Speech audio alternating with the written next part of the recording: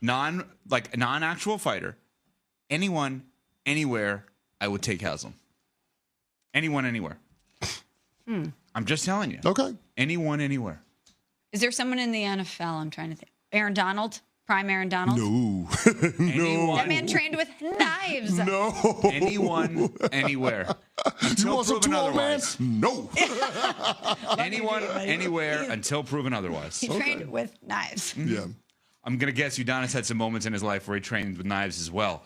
We are on I don't know if they call that training. The other person got trained. Yeah, I'll tell you that much. I don't know if they called that training what UD was doing. What to watch for is brought to you by Vivid Seats, the official ticketing partner of ESPN. Get great deals and the hottest tickets. Experience it live. You just heard it as we were coming back. What to watch for is the Aaron Rodgers watch, which now is one team less at this point, right? The Minnesota Vikings are seemingly off the board that they are going to roll with J.J. McCarthy and not Aaron Rodgers. So here's an easy question for you guys.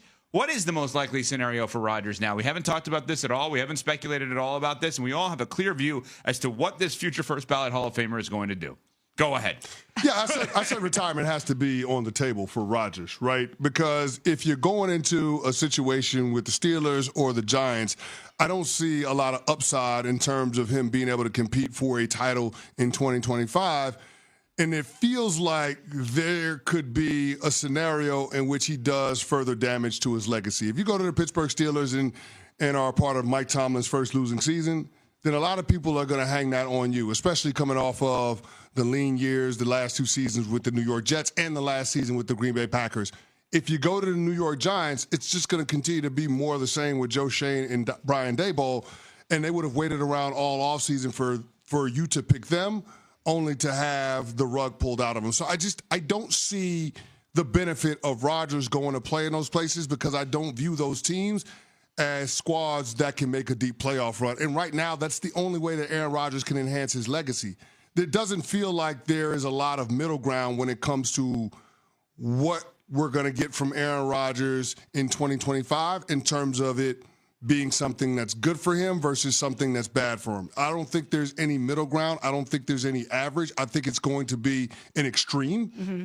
And it feels like when you're talking about a boom or bust proposition with the state of those other two franchises, that being Pittsburgh and New York, I'd have to lean toward it being a better chance of going bust.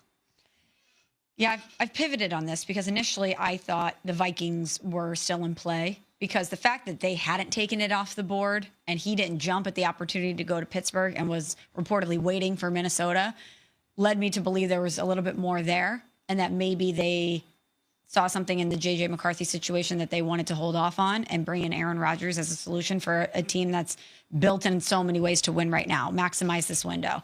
But that seemingly has gone away. And I think the Steelers are off the board too. Really? The more that I think about this, at some point the Steelers, I think, are going to throw in the towel and say, we're done waiting. And Adam Schefter is saying Aaron Rodgers is operating on his own timeline. He is going to take his time to figure this out. At some point, the Steelers are going to have to start acting like Cam Hayward suggested and be the Steelers and say, if you don't want to be here, that's great. A lot of other people will. Which is why I lean more towards the New York Giants than anything else. Because he has publicly said that he likes living here. He would have definitely more control over that situation than he would in Pittsburgh. And if Pittsburgh was the place that he wanted to be, why this song and dance? Why this prolonged decision? Why would you have to wait this long if that's somewhere where you wanted to be? It doesn't seem like a marriage that's destined, which is why I could see him wanting to come back one more year and on much more of a positive note and thinking that he could do it with the Giants. Is it a positive note, though, when you go on the field in September? But we have to put ourselves in his shoes, not what we are thinking externally. He probably still thinks that he can go out there and make a material difference. Yeah, except the team that he's going to be going out there with the New York Giants is not as good as the team that he was out there with the New York Jets in 2024. Of course.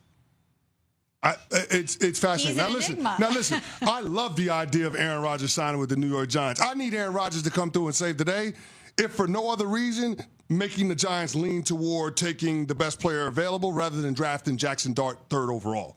So, like, if Aaron Rodgers being at the New York Giants means that the organization is going to try to make more win-now moves in drafting Travis Hunter, who could be the best player in this draft, versus reaching for a quarterback. I'm all for it. Aaron to Arch. Awful to Arch 2025. That's the campaign slogan. That's what I'm looking for. If Aaron Rodgers signs with the New York Giants, I guess it doesn't preclude them from taking a quarterback at the top of this year's draft. I just don't want them to reach for Jackson Dart. So, I mean, if Rodgers' presence moves the needle even just a little bit from Jackson Dart to a potential best position player available, then I would be all for it. You want them to be on the phone with Arch in a year, not with Jackson Dart now? Smalls, what phone company can they use? Recently, a major decision was made by the Minnesota Vikings regarding the future of quarterback J.J. McCarthy. After much speculation involving Aaron Rodgers and the possibility of the franchise signing him, the Vikings now have a new direction. In this video, we'll tell you all the details about what happened and the impact of this decision on the team in 2025. Stay tuned, because this move could change the team's landscape. Before diving into the main news about J.J. McCarthy, it's important to remember that the Vikings' quarterback situation isn't the only one making waves in the market. The team was also involved in negotiations with Sam Darnold, who, after a strong season, became a target for other franchises. With Darnold's move to the Seattle Seahawks, the expectation was that the Vikings would go after a veteran, and Rodgers was a name frequently mentioned.